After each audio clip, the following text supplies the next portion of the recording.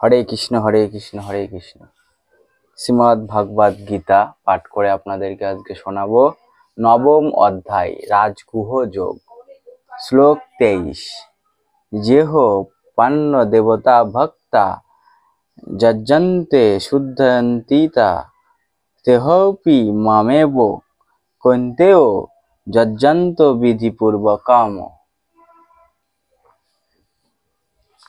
যে মানে যারা, অপি মানে ও, অন্য মানে অন্য, দেবতা মানে দেবতা। অনুবাদ: হে কুন্তীয়, যারা অন্য দেবতাদের ভক্ত এবং শুদ্ধ সহকারে তাদের পূজা করে, প্রকৃতপক্ষে তারা অবিধিপূর্বক আমারই পূজা করে থাকে। তাৎপর্য: শ্রীকৃষ্ণ বলেছেন, যারা দেবতাদের উপাসনা করে তারা অল্প বুদ্ধি সম্পন্ন, যদিও এই ধরনের উপাসনা পরোক্ষভাবে আমারই উপাসনা।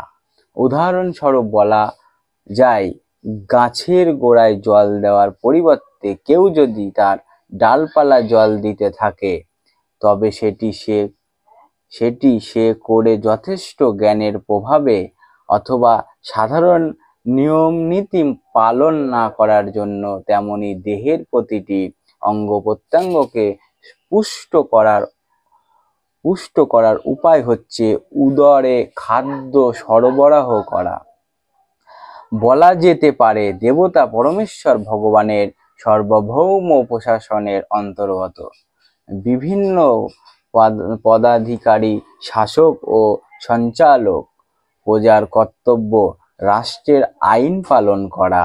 কর্মচারী অথবা সঞ্চালকদের কল্পিত বিধান পালন করা কখনোই তার কর্তব্য নয়।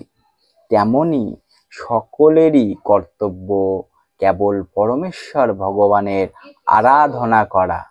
ভগবানের আরাধনা করার ফলে তার কর্মচারী স্বরূপ বিভিন্ন দেবতারাও আপনা থেকেই তুষ্ট হন।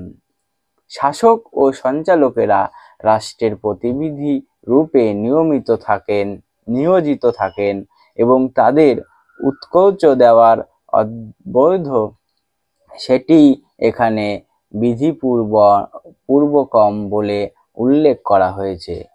পক্ষান্তরে শ্রীকৃষ্ণ অনাবশ্যক দেবোপাসনা কখনোই অনুমোদন করেন না। হরে কৃষ্ণ হরে কৃষ্ণ হরে কৃষ্ণ।